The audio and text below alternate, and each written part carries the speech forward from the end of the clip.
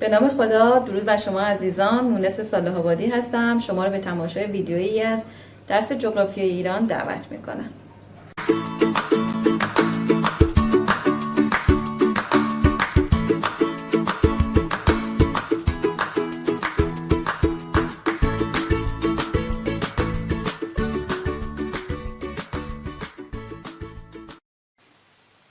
با عرض سلام و عرض ادب خدمت شما دوستان گرامی، با تدریس فصل اول جغرافیای ایران، درس اول پایه دهم در خدمتتون هستیم. قبل از اینکه به سراغ تدریس درس اول بریم، ما با مفهوم جغرافیا آشنا میشیم. جغرافیا چیست؟ جغرافیا علم بررسی روابط متقابل انسان و محیط هست. یعنی انسان به روی محیط تاثیر میذاره و همینطور بالعکس محیط به روی انسان. خب حالا میریم سراغ درس اول. جغرافیا علمی برای زندگی بهتر. در واقع اولین کسی که واژه جغرافیا را مطرح کرد یک دانشمند یونانی بود به نام اراتوستن. اینجا هم اسمش رو به شکل انگلیسی نوشته شده که شامل کلمات در واقع ژئو به معنی زمین و گرافی به معنی ترسیم و توصیف هستش. در واقع جغرافیا شامل این دوتا کلمه می باشه. اراتوستن جغرافیا را علم مطالعه زمین به عنوان جایگاه انسان تعریف میکنه و در واقع بسیاری از جغرافیدانان اعتقاد دارن که جغرافیا در واقع دانش بشری هستش که به انسان کمک میکنه تا با ویژگی‌های طبیعی و انسانی آشنا بشه و از اونها برای بهبود زندگی خودش استفاده کنه.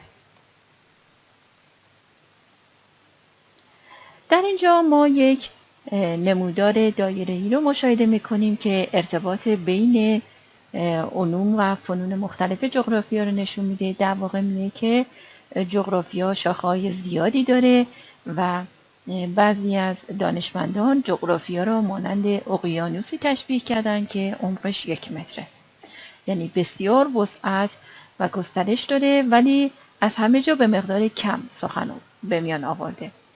جغرافیای طبیعی داریم که شامل ژئومورفولوژی، آب و هواشناسی، جغرافیای آبها، جغرافیای زیستی، جغرافیای خاکها، جغرافیای روستایی، جغرافیای شهری که زیرشاخه‌های جغرافیای انسانی هستند، جغرافیای جمعیت، جغرافیای رفتاری فرهنگی، جغرافیای اقتصادی، سیاسی، تاریخی و همچنین فنون جغرافیایی داریم: نقشه‌کشی، کارتوگرافی، سنجش از راه دور که در مورد علوم فضایی و ماهواره‌ها صحبت میکنه و همونطور که مشاهده میکنید چقدر علوم مختلف که در واقع پایه و زیرشاخه‌های جغرافیا محسوب میشن. در واقع جغرافیا کوه و در و دشت و جنگل و اینا نیست. ما جغرافیای جمعیت داریم که در مورد جمعیت شناسی صحبت میکنه. جغرافیای روستایی داریم که در مورد روستاها، مطالعات روستایی صحبت میکنه. جغرافیای آب و هواشناسی داریم. همونطور که در این نمودار دایره مشاهده میکنید بیشتر علومی که در ارتباط با جغرافیا و زیرشاخه‌های جغرافیا هستند رو به میان آورده. خب در اینجا هم توضیح راجع به هر کدومش داده که علم اقتصاد تولید به چه صورته و جغرافیدانان جهت جمع‌آوری و تجزیه تحلیل اطلاعات از علم آمار استفاده میکنن. به طور مختصر میتونید خودتون مطالعه کنید و آشنا بشید. میریم سراغ مفاهیم اساسی جغرافیا. مفاهیم اساسی جغرافیا یکیش مکانه و یکی دیگرش روابط متقابل انسان با محیطه. تعریف مکان: بسیاری از فعالیت‌های انسانی تو محل معینی انجام میشه که به اونا میگیم مکان. مثلا خونه هاتون که درش زندگی میکنید، مزرعه‌ای که کشاورز درش کار میکنه، مدرسه‌ای که برای تحصیل میرید، کارخونه ها، دانشگاه ها، ادارجات و تعریفی از مکان هستن و در هر مکان پدیده ها بر یکدیگر تأثیر میزنن و از هم تأثیر میگیرن.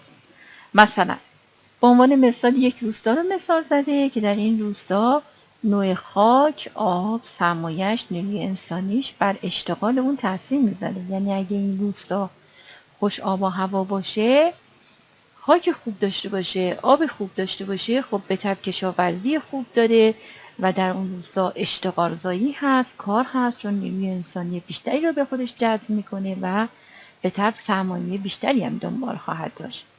ولی اگه یه روستایی خاکش مناسب نباشه، به طب کشاورزی مناسبی نخواهد داشت و جمعیت هم از اون روستا کوچ میکنن، به یک روستای دیگه یا به شهر میرن، پس همه با هم دیگه تاثیر میذارن. این هم شکل رو نگاه کنید، میدان آزادی تهران 65 و اینکه تغییر پیدا کرده و برای سال 95. حالا روابط متقابل انسان با محیط چیه؟ ما در اینجا اشاره میکنیم به دو عامل مهم در جغرافیا. دو عامل مهم در جغرافیا انسان و محیط هستند و همچنین میدونیم که محیط طبیعی محیط متعادلی هستش. موقعی که انسان استفاده نابخردانه از محیط طبیعی بکنه، اونو به محیط نامتعادل تبدیل میکنه. در اینجا نگاه کنید، نمونه بادگیر دو طبقه ابرکوه، بزرگترین بادگیر در واقع جهان حساب میشه که در استان یزد قرار داره، در روستایی به نام ابرکوه. خب در اون موقع در یزد مکانی بوده گرم، بنابراین چون اون موقع کولر و وسایل خنک کننده نبوده، اومدن از این بادگیرها استفاده میکردن. چون یزد شهری هستش که بادهای زیادی در اون میوزه، بادها از داخل این سوراخ‌ها وارد میشن و اگر رفته باشید در شهر یزد و بادگیرهاشو دیده باشید، در داخل این محوطه یک حوض آبی هم قرار میدادن و باد از این سوراخ‌ها وارد میشده و در اطراف این حوض آب گردش داشته و در واقع مانند یک کولر اسپریت اون فضا رو فوق‌العاده خنک میکرده. و غیر از این حالت بادگیر، گنبدی شکل هم درست میکردن سقف خونه ها را که بسیار در گردش هوا به شکل دایره‌ای کمک میکرده و بسیار خنک میکرده. خب انسان در اون موقع استفاده بهینه از جغرافیا به عمل می آورده، از محیط جغرافیایی برای بهبود زندگی خودش. پس در اینجا اشاره میکنه که با ورود انسان زمینه‌های تغییر در محیط فراهم میشه و تغییر زیادی در محیط ایجاد میکنه که فناوری‌های جدید باعث میشه که این میزان تغییری هم که انسان ایجاد میکنه بیشتر بشه و انسان برای رفع نیازهای خودش به محیط دست میزنه و محیط طبیعی رو به محیط جغرافیایی تبدیل میکنه. در اینجا تعریف محیط جغرافیایی رو میکنیم که محیط جغرافیایی از تعامل بین محیط طبیعی و محیط انسانی به وجود میاد و همچنین سازه‌های آبی شوشتر رو در شکل نشون داده که رابطه صحیح انسان از محیط نشون میده در خوزستان. به طور کلی عملکرد انسان در رابطه با محیط طبیعی دو گونه هستش. یعنی یا انسان از محیط طبیعی به صورت بهینه استفاده میکنه، برای رفع نیاز استفاده میکنه، یا انسان از محیط طبیعی به صورت بی‌رویه استفاده میکنه. پس دو حالت عملکرد انسان: درک توانها یعنی ظرفیت‌ها، یعنی پتانسیل‌های اون محیط طبیعی و استفاده از منابع برای رفع نیازها. یکی این که انسان نگاه سودجویانه برای رسیدن به خواسته ها داره. در این دو شکل به طور کاملا مشخص نشون داده. قطع بی‌رویه درختان تو جنگل‌های مازندران، حالا برای ویناسازی یا برای مبسازی استفاده بی‌رویه، و اینجا کشاورزی و رفع نیاز رو در استان گیلان نشون داده. بریم سراغ قسمت بعدی. در اینجا فعالیتی داریم که 4 تا شکل داده و از ما عملکردهای مثبت و منفی انسان خواسته.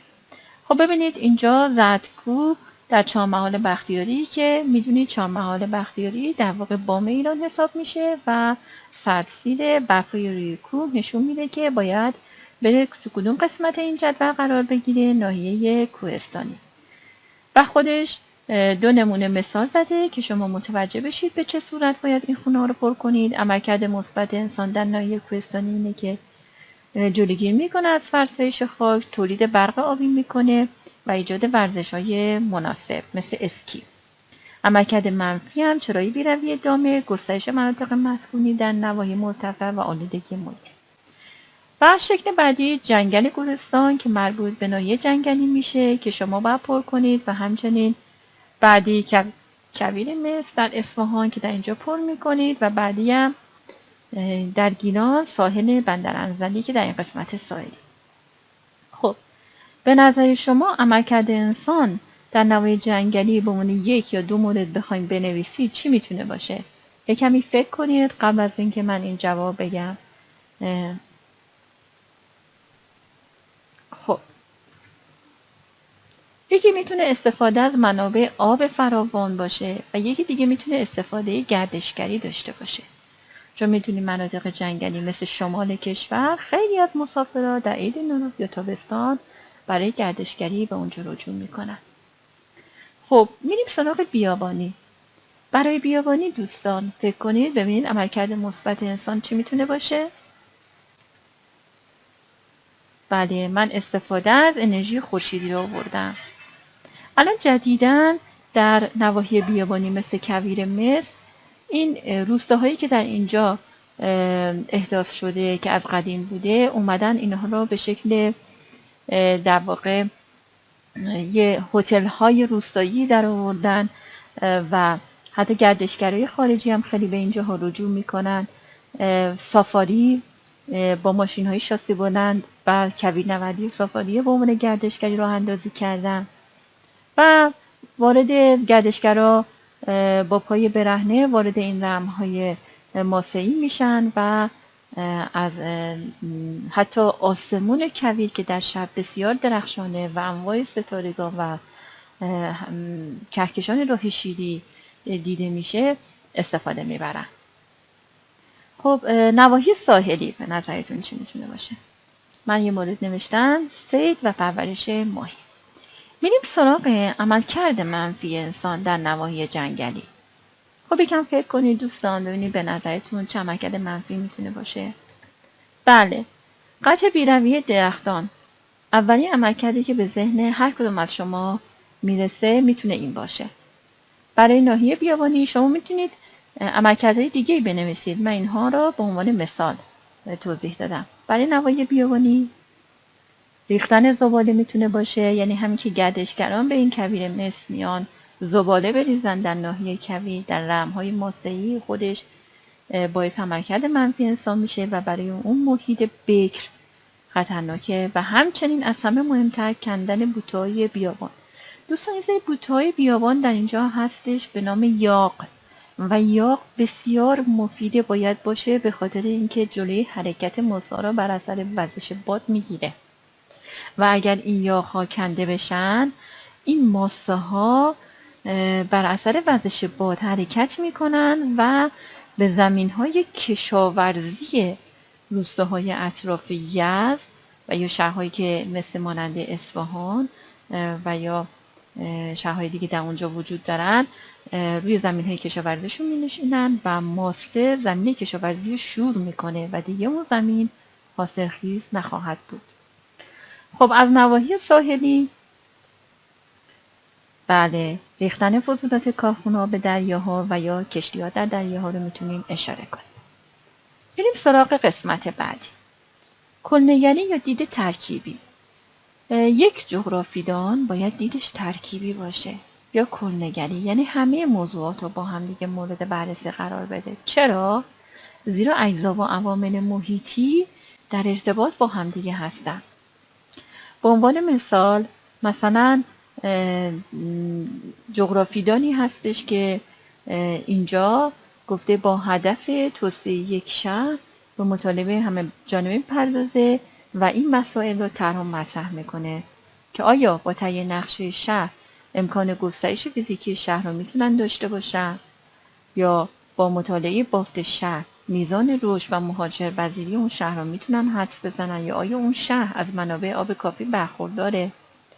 یا مثلا ما برای کشت یک محصول مثال میزنیم، مثلا اگر اینجا در این شهر کسی بخواد محصول چای بکاره به عنوان مثال، باید با یک جغرافیدان مشورت کنه آیا خاک اون زمین، آب اون زمین، هوای اون زمین برای محصول چای مناسبه و یا نیروی انسانی تعداد کافی داره برای برداشت اون محصول چای، و از همه مهمتر میزان فروش، آیا میزان فروش اون محصول مناسب هست، نه اینکه محصول بکاره ولی میزان فروشی نداشته باشه.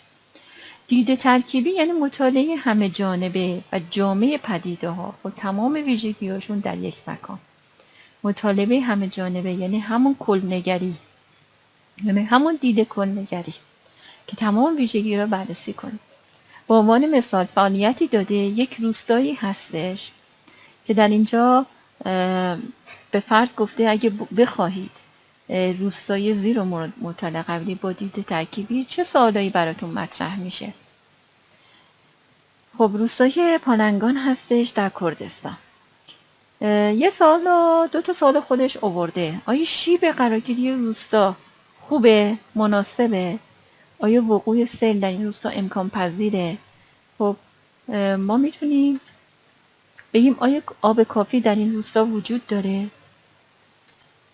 آیا این روستا در منطقه زلزله‌خیز قرار داره؟ چون اگه در منطقه زلزله‌خیز باشه اصلا درست نیست و ساکنانش اون روستا رو تکان جای دیگه اسکان پیدا کنن. یا راه‌های ارتباطی به شهر وجود داره؟ خب پس ما با دید ترکیبی تمام این موارد رو در نظر گرفتیم. امیدوارم که از تدریس درس اول راضی بوده باشید. ارادتمند شما، صالح آبادی.